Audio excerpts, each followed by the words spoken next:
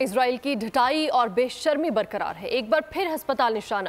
القدس ہسپتال پر 2 میزائل داغے گئے، جبکہ وسطی غزہ میں ایک 3 منزلہ عمارت کو میزائل سے نشانہ بنا کر ملبے کا ڈھیر بنا دیا۔ تازہ اسرائیلی جارحیت کے نتیجے میں 7 فلسطینی شہید ہو گئے۔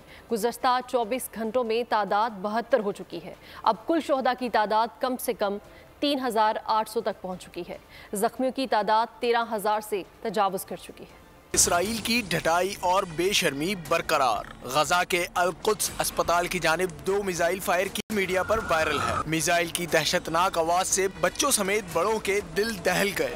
وسطی غزہ میں ایک 3 منزل عمارت کو بھی میزائل سے نشانہ بنا کر ملبے کا ڈھیر بنا دیا گیا۔ رہائشی عمارت ابراج الزہرا میں واقع تھی اور اس میں 60 اپارٹمنٹس تھے۔